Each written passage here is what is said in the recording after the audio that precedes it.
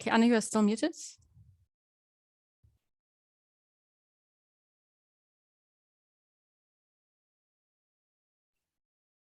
Sorry about that. I always mix up the pointer options with the muting and stuff. Okay, that sounds good now. Okay, good. Well, yeah, can you see my screen okay, Steffi? Yeah, looks all good. Perfect.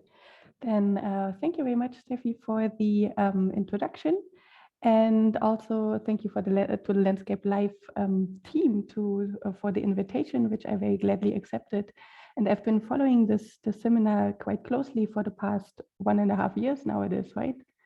And I really saw some excellent talks and I really learned a lot. So thanks to you guys for organizing this week after week. And I've actually been thinking back and forth about what to present to a Landscape Live community. And in the end, I decided to just, go all in, and I will present two current projects of two of my PhD students, Julian Hülscher, who actually just finished, so he's now a postdoc, and Sarah Mossa. And these are still underway of being published. But, I think both of these data sets really yield some interesting ideas, which would be interesting for me to discuss with you guys. And so this is mostly work of Julian and Sarah, and also a lot of the conceptual work has greatly benefited from Steffi's input, which I will show you in a second. And then also Anna Ramesh has been a huge inspiration for the project of Sarah Mossa, and I will get back to Anna's work a bit in the second half of this talk as well. And then there's plenty of other co-authors that I just listed here in alphabetical order, but that has nothing to do with importance. They are all equally important to this work. And coming now to the topic that I actually want to talk about is how fast do environmental signals travel through sediment routing systems, and how fastly they are they recorded in the sedimentary sink, and what can we learn about landscape response by looking or analyzing marine sediments. So here we go. And I will kick off this talk by starting with some initial thoughts here on environmental signal propagation based on a review paper that Steffi actually led and that we recently published. And then we will move over to the Austrian Bulas Basin and talk about geologic timescales here and the propagation of what we think are, in the end, tectonic signals within different grain size fractions.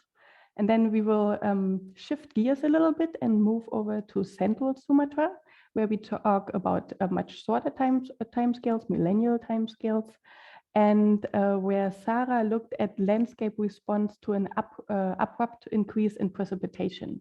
And spoiler alert, she finds that this abrupt increase in precipitation can actually lead to a long-term oscillating landscape response that might go on 20,000 years after that initial perturbation.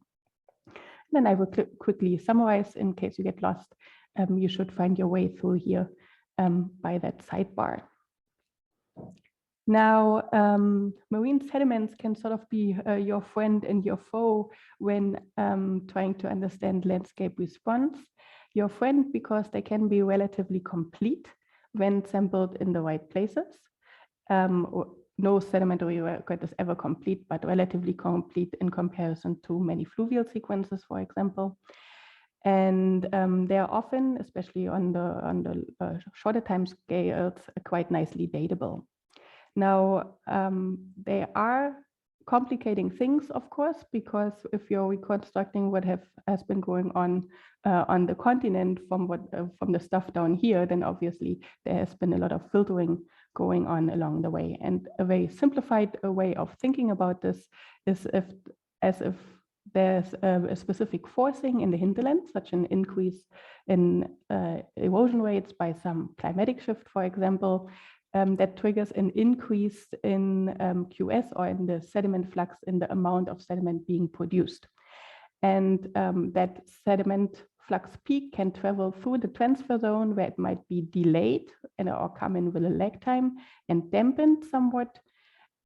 before it gets recorded in the sedimentary sink with a significant lag time, and the signal might be quite modified.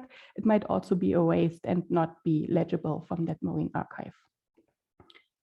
Brian Romans and colleagues in a review paper in 2016 defined such, an environmental signal in sedimentary system as a change in sediment production, transport, or deposition that originate from perturbations of environmental variables. Now, this definition is sort of simplified, which is just fine in the framework of this paper, as that definition refers to changes in QS or sediment flux, or the amount of sediment being funneled through the system here. And in some thought exercises that Steffi and I, and also Laurie and Ryan Romans had and published earlier this year, we sort of realized, I mean, it's not a huge realization, but in the real world, we don't usually measure QS, or because we often deal with open systems, and it's actually quite a hard parameter to quantify. What we usually do measure in sediments is some other measurable parameter, such as geochemical parameters that can be a proxy for provenance, for example. So we extended this definition here as a measurable change in any sedimentary parameter of interest through time that originate from some environmental perturbation. Why do we do this research anyways? I'm not going to spend much time in motivating this, but of course, if we want to correctly interpret past terrestrial condition from any ancient sedimentary archive, be it marine or continental, where the onshore context might not even be preserved anymore, we need to know about these processes and how signals get transferred and transformed over the course of the sediment routing. And also, if we do want to predict future development of terrestrial landscape and sediment export to the sea under changing global climate, we do well if we understand how that worked in ancient system.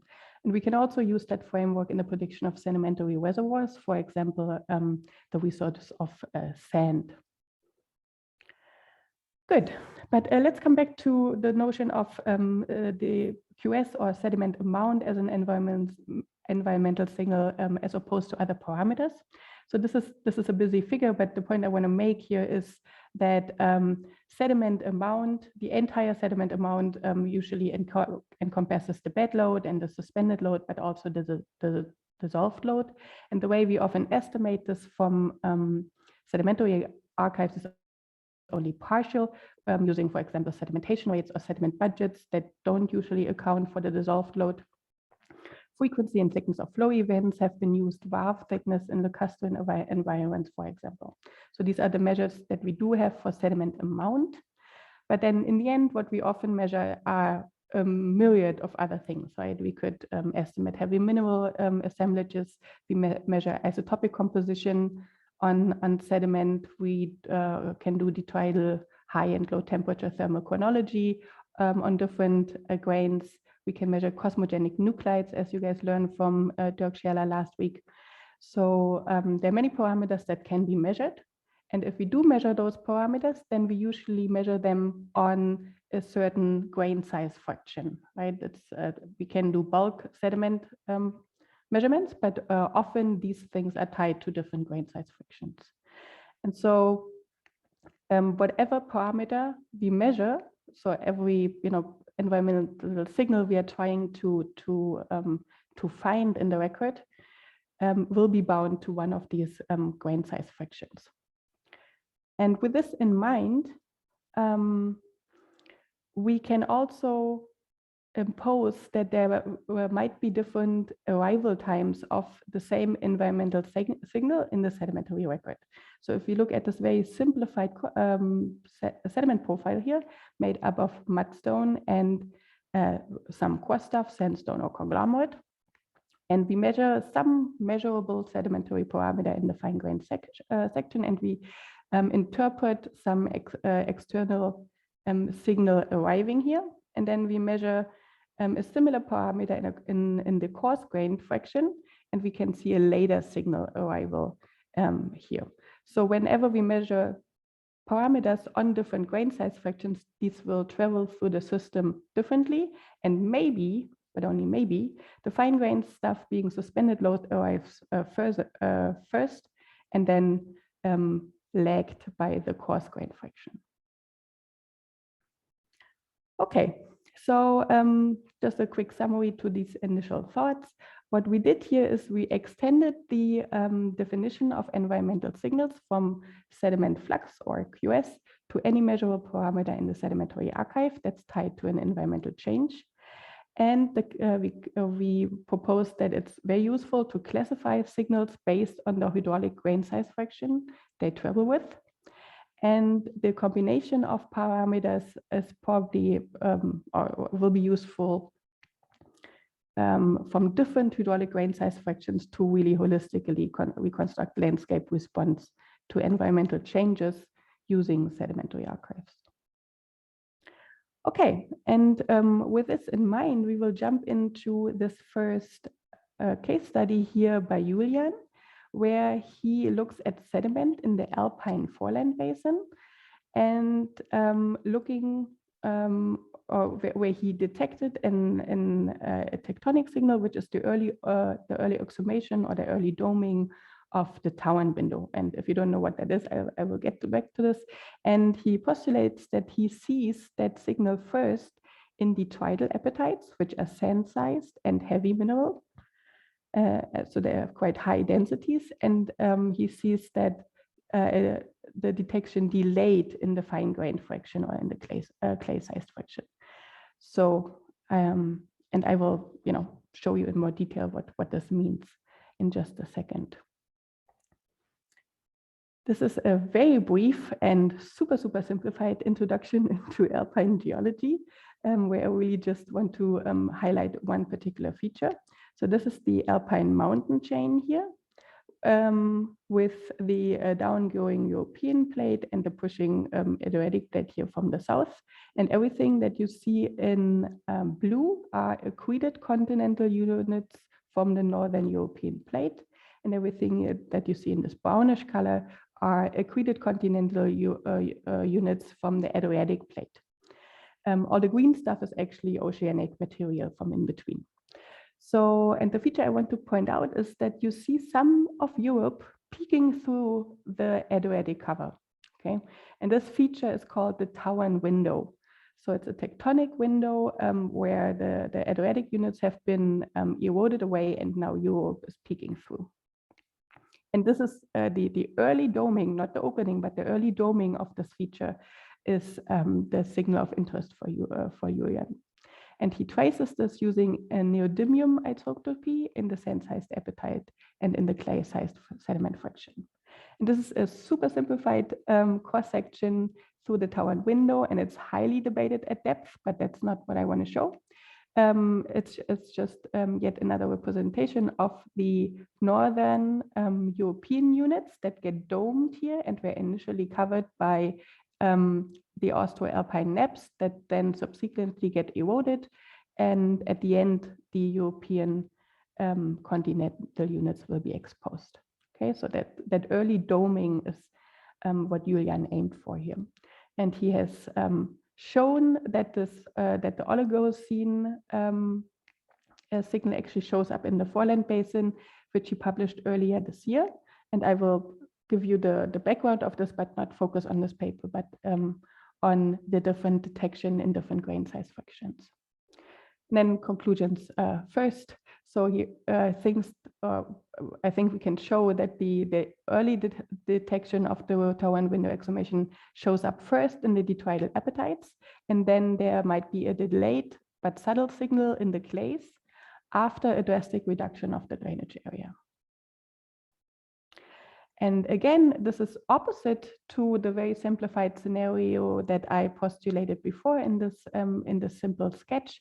And we do think that is the case for good reasons, which I will also show you in just a few minutes. Okay, here you can see the paleogeography of the northern Alpine foreland basin. So the Alps are actually just here in the south. This is the situation at approximately 22 million years before present. And what you can see in here is the coarse-grained alluvial fans that funnel sediments here from the Alps directly into the Swiss and German part of the basin that then get rerouted towards the east here into a deep marine trough. So this is the ocean right here. And then there is a second sediment conduit, which is the Paleo-in drainage or the Paleo-in river that is connected to this basin here as well. And so we have sediment coming in from here as well.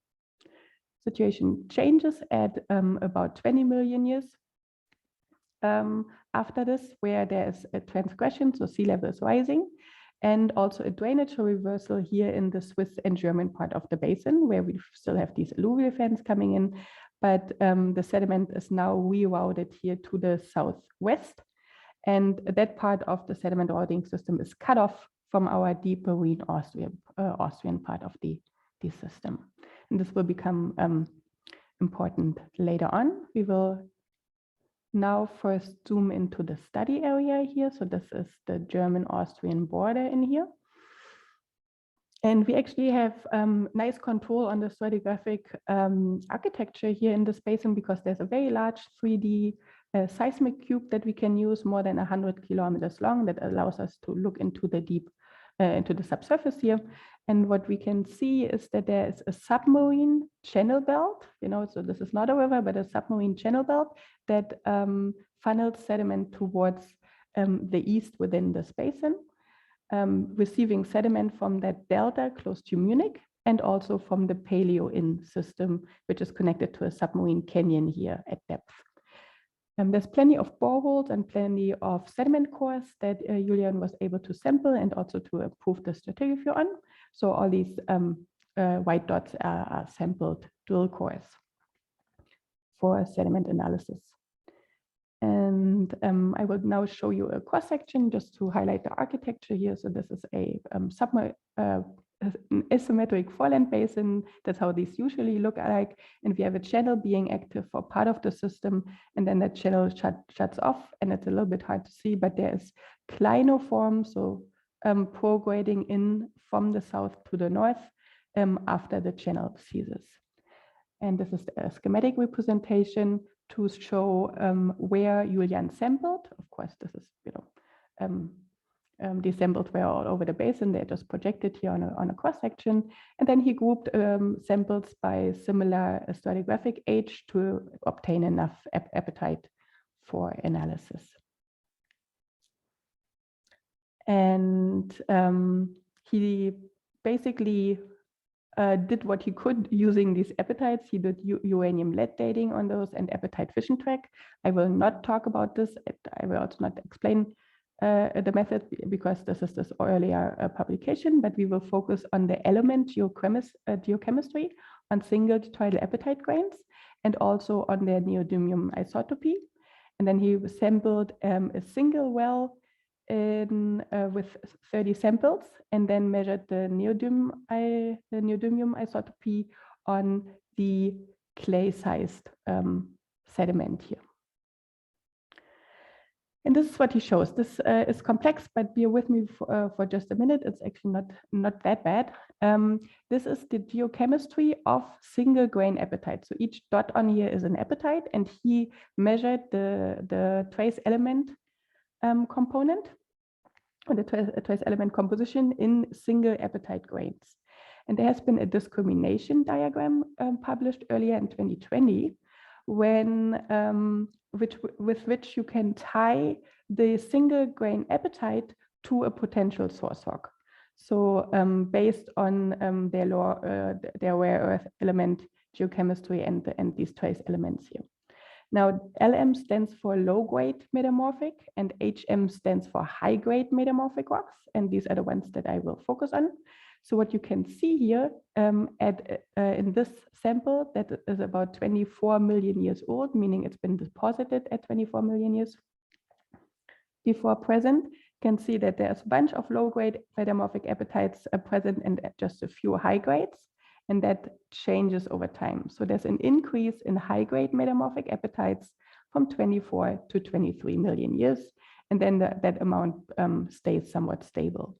So this is one of the sedimentary signals that Julian sees, and this is the same notion, it's just highly simplified, where the green line represents the abundance of high-grade metamorphic appetites, and these will be colored in green from now on, and then low-grade metamorphic appetites are purple, and these decrease from 24 to 23, whereas the green stuff, so the high-grade metamorphic appetites, increase.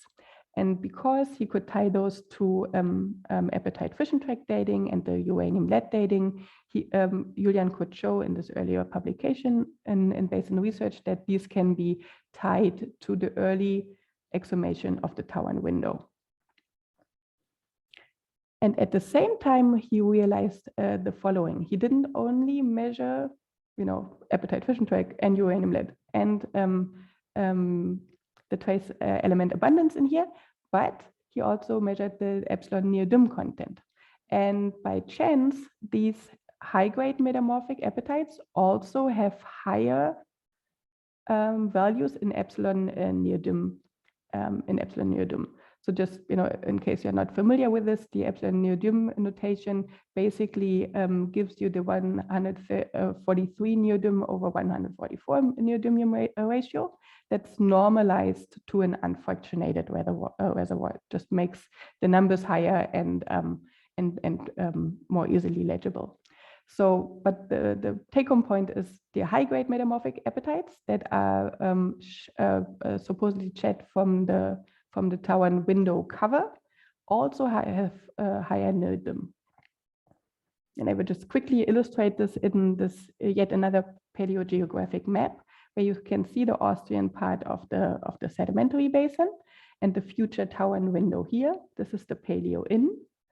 And initially, before 24 million years, that Tawan window was covered by some Alpine nap, which supplied low grade metamorphic appetites to the basin.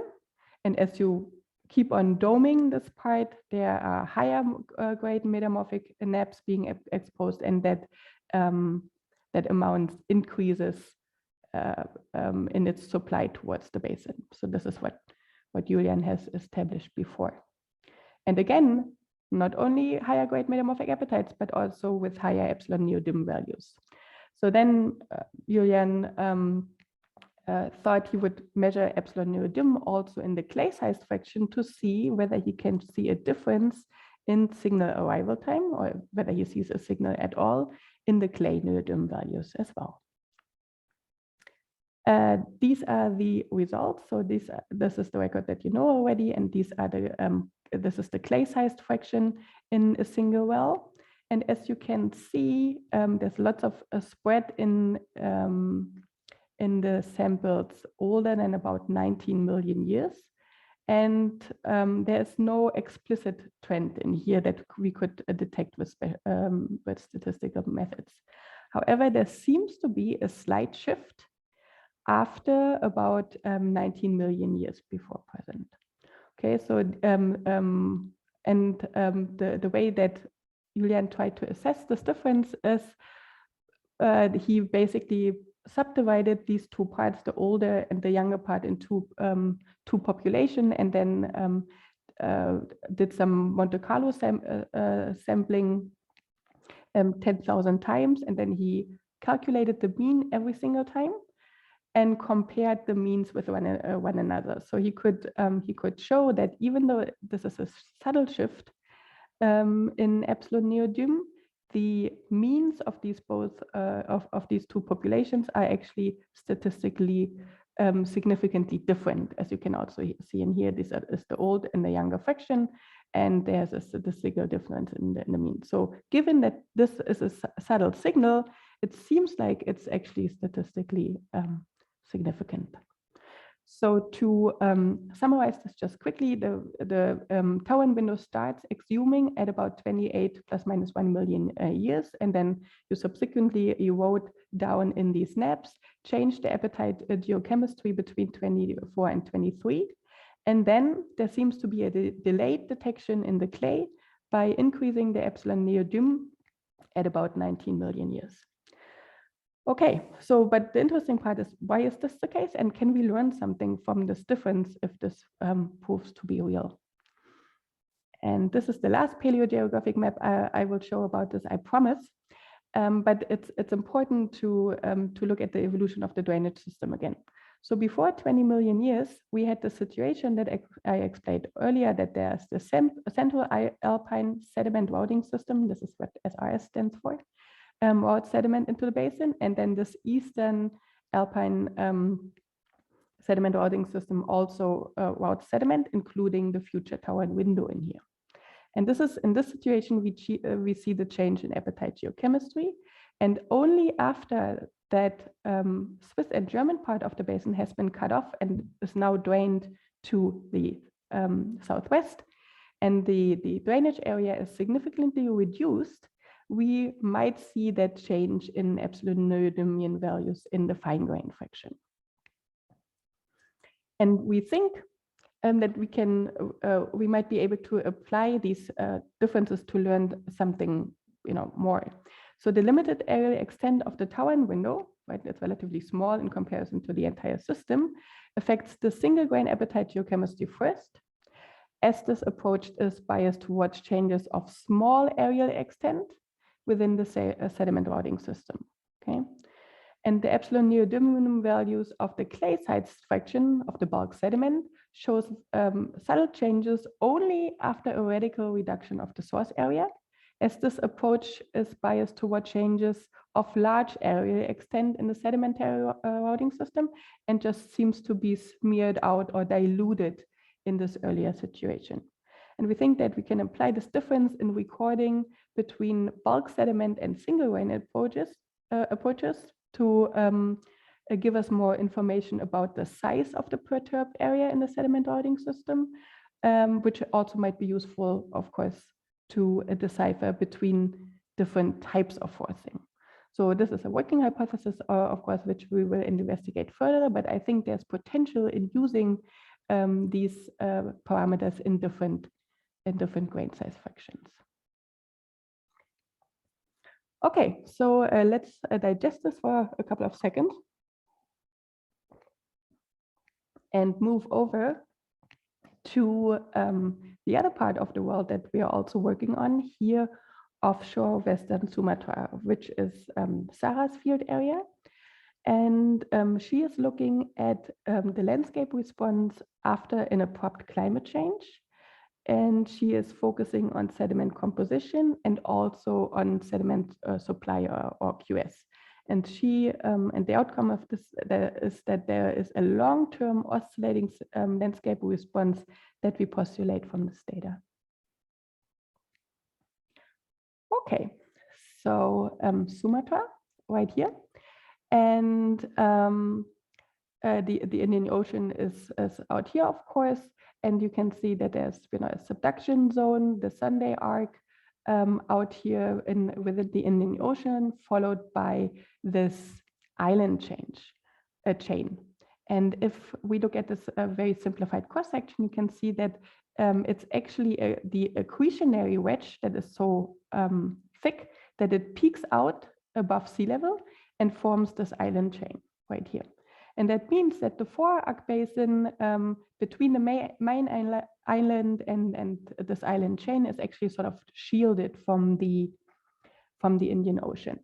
Let's zoom into the basin itself. So we have these accretionary wedge islands out here, the trenches out here.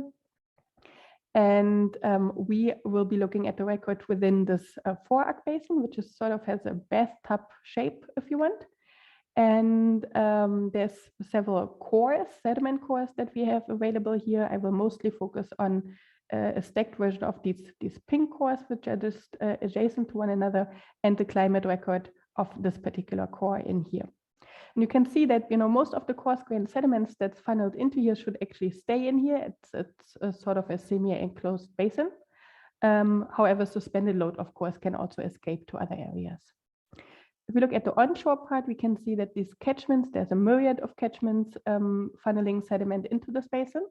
They are short and steep as they drain the high relief Bavarian mountains here in the back, whereas the large drainage systems here drain Sumatra off to the east.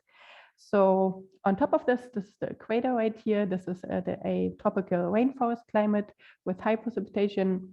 So we think that sediment routing should be quite efficient into this basin right here. Okay, and then I talked about some climatic change, which is independently shown here in these proxies. This is published earlier by Maya Mutadi, and he shows or he uses the delta routine record of the seawater, which is basically bound to or controlled by salinity, that there's fresh water coming in. Also, there's some change in here before, but we are particularly interested in this increase in what is interpreted to be runoff in this proxy. So things get wetter on Sumatra based on this particular proxy. And we can also see a similar development in the delta 13C records of the biomarkers here. Those are fatty acids, which indicate higher water availability for trees and also for grasses. So there's an abrupt precipitation increase at the Pleistocene-Holocene transition, which is also the termination of the Younger Dryas, and then relatively stable water supply during the Holocene. And then the question of Sarah is, how does the sedimentary system respond to this change? And again, she looks at sediment supply, but also into sediment composition, which is now elemental composition. She didn't measure any isotopy. It's this elemental composition, which you will see in a second. But let's first start off with QS, or the sediment budget. Sarah interpreted a bunch of geophysical data offshore and could tie these interpreted horizons to dated sediment cores, so she can estimate sediment volumes from these geophysical data. And by estimating this, this is what she comes up with. So we are reading time from right to left, I think, for the rest of this presentation. And as you can see, that within the resolution of this geophysical data, which is always limited, there is no significant change in sediment accumulation rates. Okay, so we do not see an imprint of that precipitation increase in QS. This is also the case for individual sediment core, whereas this is a three-dimensional approach. This would be a one-dimensional approach of one sediment core, where depth is plotted versus age, meaning that the slope of this curve should represent sediment accumulation rates. And as you can see, the slope of that curve basically doesn't change. So there's no change in accumulation rates from the beginning of the Holocene onward. So again, in both of these approaches, we do not see a response in the sedimentation rates to this increase in precipitation, which is very different in the sediment compositional record. So what Sarah did then is she scanned the sediment cores using an XRF scanner that gives you a semi-quantitative estimate of the elemental composition of these main elements here. And she then did a principal component analysis.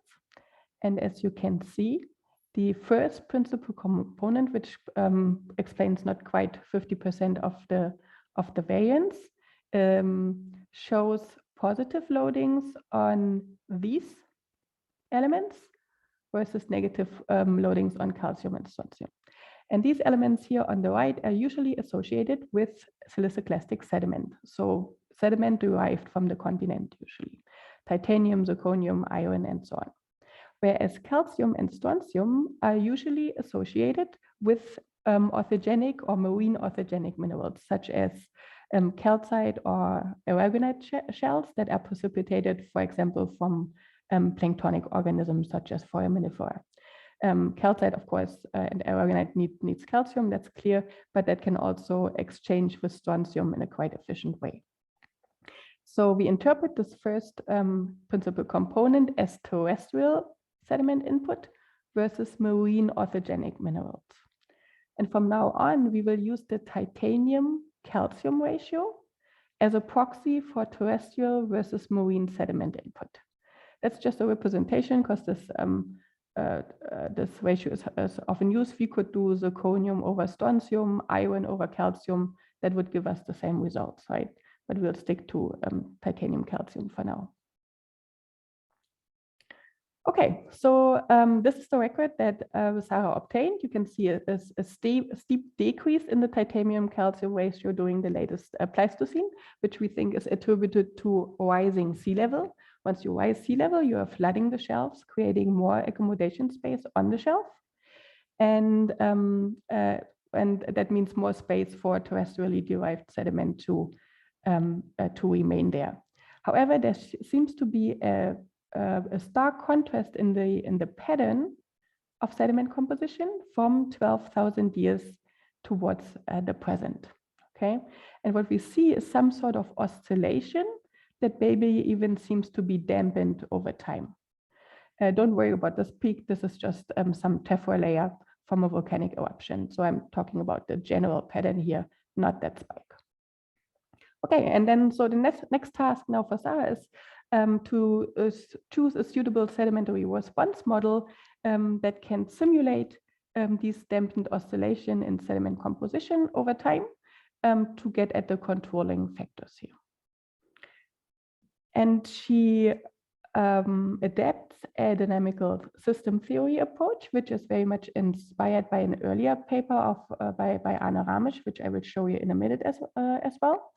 And this provides a mathematical framework that to analyze the temporal evolution of systems in which in which several can be more than two subcomponents or system variables interact with one another, such as landscapes, right? First, she needs to choose what kind of a dynamical system is most efficient to, or most appropriate to simulate here. And she chooses a geometric approximation for that. And she's plotting her time series in phase space. So just bear with me here for 1 or 2 minutes. This is not quite intuitive, but I'm sure we get there. So this particular phase space is a 2-dimensional abstract space in which the x-axis and the y-axis represent all possible states of the 2 system variables. Yeah, there's 2 system variables involved here if you have only 2 axes over time. And one point in this phase space would characterize the state of the 2 system variables at any one time. Now, if this pattern within the phase space shows an inward spiral towards the origin. I'm not sure if I'm missing the color scale here. So these samples get younger over time, as you can see in this color scale. And if that is these form an inward spiral, then this is probably formed by a dampened harmonic oscillator, right? We are already postulated a dampened oscillation here. Which is indicative for a second order linear dynamical system, which should be able to characterize this type of oscillation. And also on the explanatory side of things, represents a feedback loop of at least 2 system variables, or another way of saying it would be 2 interfingering physical processes that actually happen in the landscape. Okay, survived that part, so just bear with me and look at the real model part here. So in order to make minimal assumptions, Sarah implemented an abrupt forcing or a step change here as a trigger for the system response, the sedimentary response. And the resulting simulation now shows an ongoing oscillation between higher and lower values of the titanium calcium ratio, and really faithfully mirrors the actual data here in the background. Again, that spike is just a tephra, so we are not very worried about that part. And then Sarah runs an optimization algorithm that comes up with the best fit solution in this oscillation, and in conjunction with that, determines the best fit timing of that step forcing. So she does say in advance it is a step forcing to make minimal assumption, but then the timing is identified by that optimization. Okay, again, and this timing here that she obtained evolves around 12,000 years, right? And we heard this number before because, as I showed in the very beginning, that we have evidence for an abrupt increase in precipitation at, surprise, surprise, around 12,000 years. So again, the modeled step forcing, which is independently derived by using linear system theory, and the real actual proxy that is interpreted as this precipitation change, they agree within the timing at about 12,000 years, which is the Pleistocene-Holocene transition and also the termination of the Younger Dryas. So, and our sedimentary record as a system response shows that the transient landscape adjustment starts pretty much immediately after the step change, oscillates, and is still ongoing. So the landscape in terms of sediment composition is still reacting to the step change, even though that was a very abrupt change 12,000 years ago.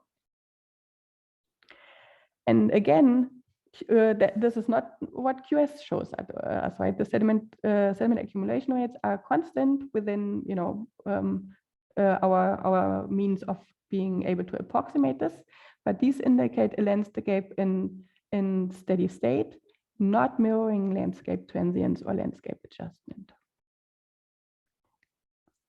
Okay, but how long is this going to go on? So this is a very schematical representation of the model outcome where we start at time 0, 12,000 years before present, and then cycle in between more and less terrestrial siliciclastic input. This is the present day, and if Sarah leaves this model running, then she can approximate that at time 3 we will be back in equilibrium, meaning that the oscillation cannot be distinguished from noise anymore, and that will happen 20,000 years after the initial perturbation, or 8,000 years in the present. Okay, so this will go on for a while.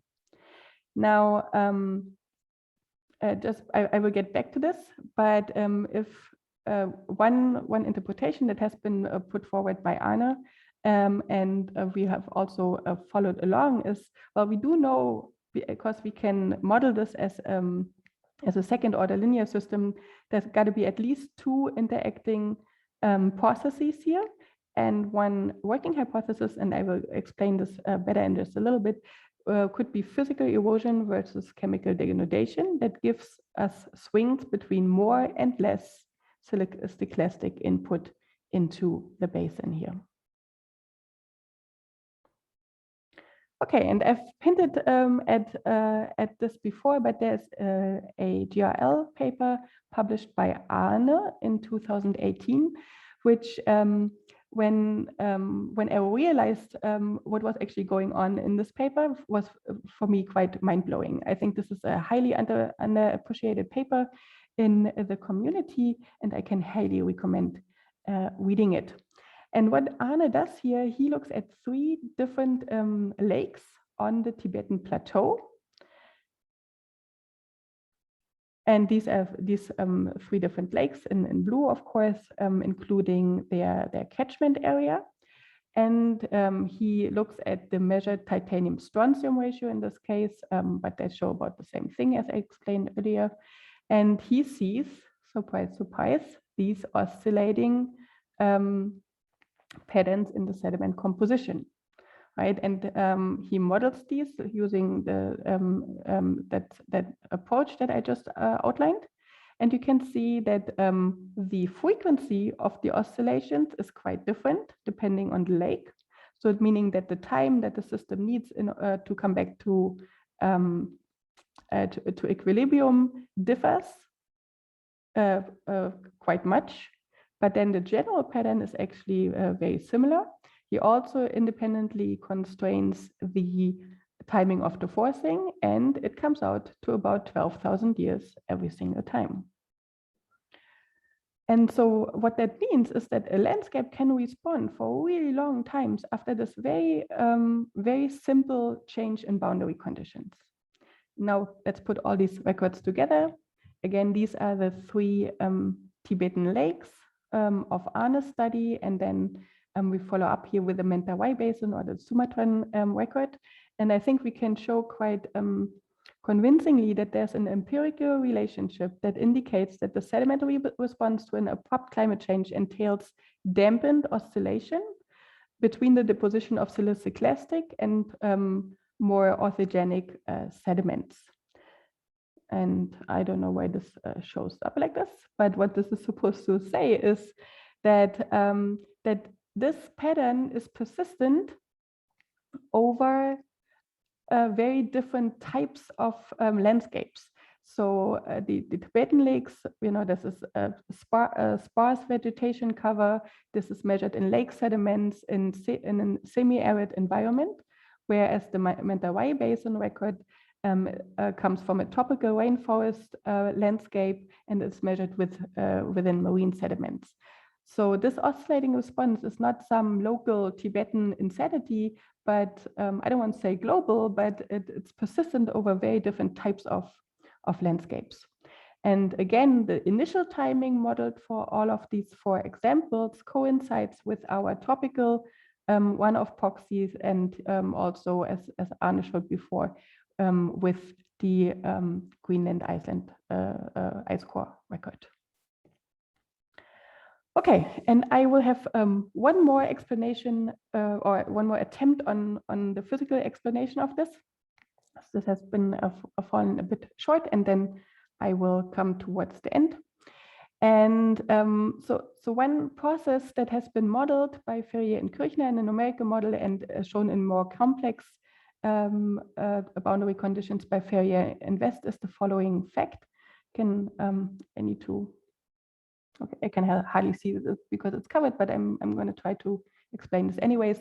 So if there is a peak in physical erosion, and we read this from right to left again in terms of time, a peak in physical erosion is often followed by a dampened peak in chemical denudation.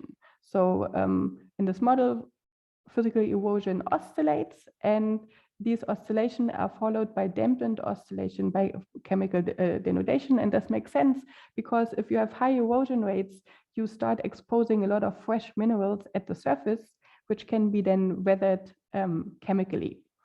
And with increased chemical denudation, you weaken the material and you produce more loose sediment or loose regolith, which then can be eroded away. So this relationship, with this relationship in mind, we will go back into the schematic representation of our record, where we have an initial timing, some climatic perturbation, for example, a precipitation increase, that then, and that's a working hypothesis, triggers the following: a peak in physical erosion with more rainfall, right? It's a postulation, doesn't always happen that way. Followed by a dampened peak in chemical denudation, right? And these peaks do oscillate, but they are dampened over time. Oops, wrong direction. And this is what Arne coins to as landscape relaxation, or the dampening factor of these oscillation. And one explanation that Arne has put forward is that this might represent the decrease of regolith thickness. So the loose material that's sitting on top of the bedrock. And as this regolith thickness decreases over time by that enhanced erosion, and it comes back to some new equilibrium thickness, we decrease the magnitude of these oscillations. That's a working hypothesis that we hope to be able to test. It might also be different processes that are responsible for these, for example, fluvial processes in the transport zone. Now, and the record that results of such physical interaction of two physical processes is an increase in terrestrial sediment input in the sediment over time, followed by a decrease of terrestrial input and potentially an increase of marine orthogenic sediment as more dissolved load is supplied by chemical denudation. Okay, and we hope to get back to Sumatra in March 2022. The initial fieldwork for this was actually planned exactly 2 years earlier, but for the known reasons, we never got there. But the plan is then to actually core or take Holocene cores through the small floodplains that are actually present, and to measure, to use cosmogenic nuclides on meteoric cosmogenic nuclides to see whether we can resolve oscillations in physical erosion combined with chemical depletion in these sediments to test this further. Okay, then I will conclude with the following statements. The environmental signals that propagate through sediment routing systems are bound to particular grain size fractions. Now, this is not necessarily super new, but the quantification of various sedimentary parameters in distinct grain size fractions can bear additional information about the spatial extent and therefore possibly also about the nature of the environmental forcing. And secondly, when landscapes are perturbed by a step change in climate, they can evolve following a pattern of oscillating feedbacks between weathering and physical erosion. And this pattern exists over a wide range of landscape types and climate zones, as we have shown. And whereas the sediment flux may indicate a landscape in steady state, the sediment composition can reveal that landscape transience. And as landscapes can respond to such an abrupt climate change for several millennia and carry a long-term memory of these changes, I think that these types of thinking has to be first established within the sedimentary and also the paleoclimate community that on a regular basis interprets sedimentary record, but also in when thinking about or when modeling landscape evolution, these interacting processes in an oscillating manner might have to be considered here.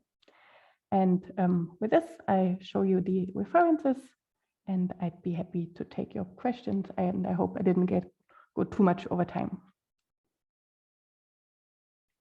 Yeah, thanks a lot, Anna, for this really, really nice talk.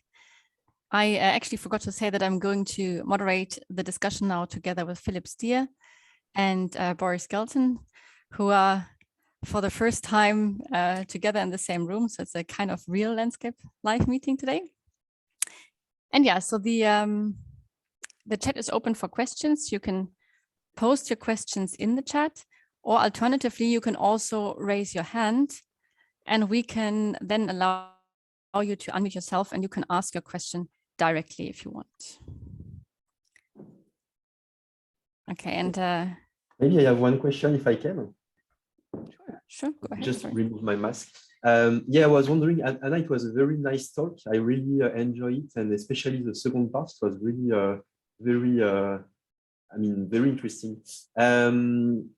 So do you think you see this dumping system so well because you have some catchment in the Sumatra region that have about the same size and maybe the same transfer time associated to them? Or you think that if you had a very large, I don't know, catchment in the middle of this small catchment, it will completely blur the response that you measure? Yeah, I'm actually, to be honest, the similarity of these records is quite surprising to me as well. Let me go back just a little bit, so we can look at these, because I mean, in comparison, these lake systems are relatively simple systems. I don't mean that in a bad way, but the drainage area is really well defined, and whereas in this marine realm, you have at least 40 catchments with major rivers. I mean, major rivers for that size, getting into that. But they are all relatively simple, relatively similar. They don't differ in size too much. We basically calculated a mean gradient and a mean flow length per catchment for these, and they're actually not that dissimilar to these Tibetan catchment in the end. So maybe you are right. Maybe because there are so many catchment, but they are relatively similar in their dynamics. We come up with this relatively consistent response. And what amazes me even more is that you see that the frequency of these oscillations is all different, but the dampening factor, right? You can calculate a dampening factor from one oscillation to the next is actually the same for all systems, right? So it seems like there's some there's got to be some. Well, this is speculative now, but there's got to be or the process that's responsible for this dampening has to be similar in all of these very, very different landscapes.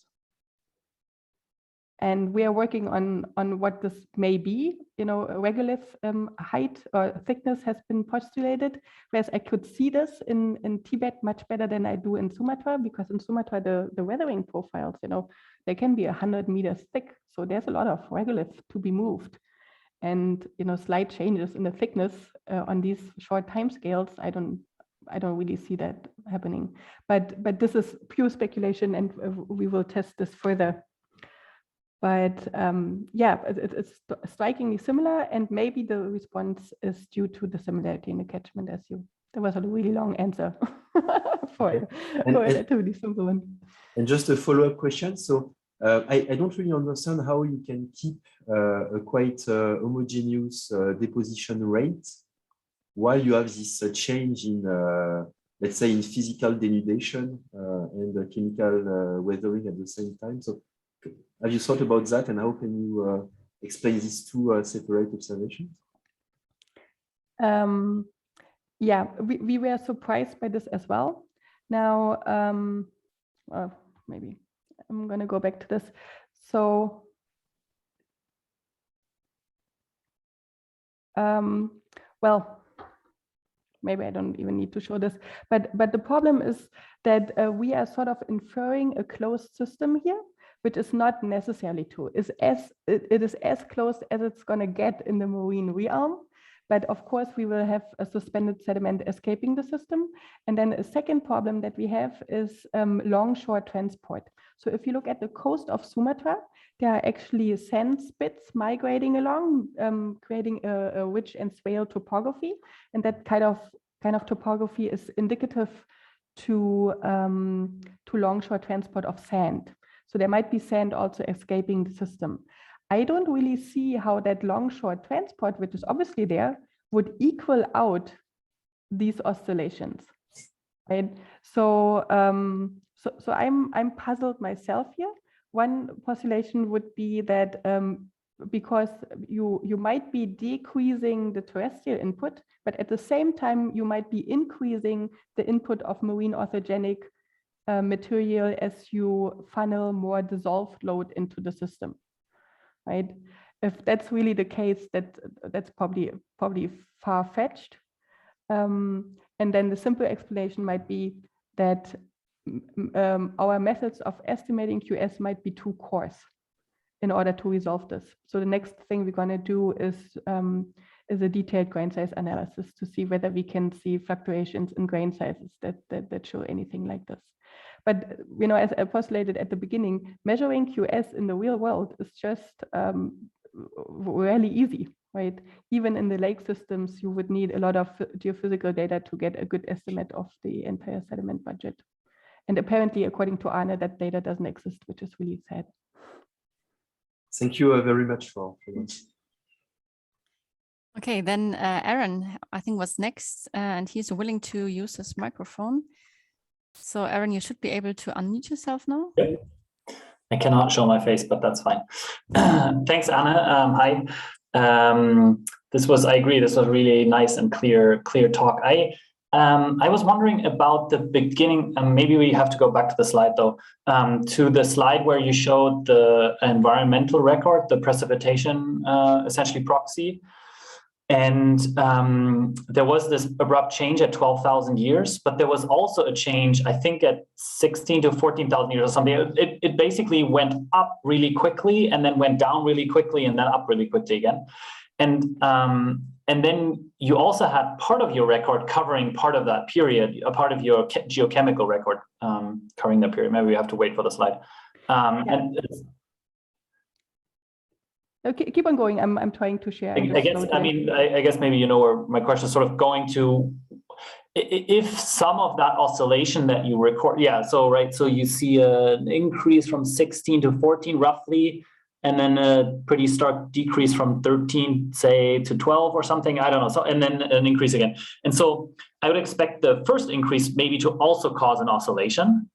And then, I don't know, whatever that decrease does, and then another oscillation. I basically wonder, given the length of the oscillation, are there maybe inherited things that you would expect? And how does that fit with the record that you showed, and where you argued that there might be a sea level signal in there, but that might also affect the later part of the signal? So can you speculate on that? So these I guess are two questions or two answers to one question, and of course there's climatic shifts happening before. I mean it's the end of the Pleistocene, right? And the simple answer would be, well, it's enough to just implement that simple step change at 12,000 to explain the oscillation in the sediment composition. So just from that mathematical approach, we don't need more than that specific step change, which we recreate independently quite well, to generate that oscillation. So that would be an Occam's razor sort of argument, right? That we don't need more than that. And despite these clear changes in what's interpreted as surface runoff, I'm going to scoot over to the sedimentary response here. We think that most and I don't have that figure in this presentation, I believe, but that most of this sedimentary response is actually a first order response to sea level change, because you're increasing, you have the high rates of sea level increase at this time. So you're flooding the shelf, and all the titanium rich sediment, just not all of it, but relatively a lot of it, stays in that new accommodation space. So I think the simplest explanation for this part of the record is this, whereas I cannot exclude that the oscillation is also triggered by earlier changes, but we don't need it in the model, right? The model really nicely recreates that part of the record without any of that earlier stuff. That's not a real exclusion, it's just an Occam's razor sort of thing.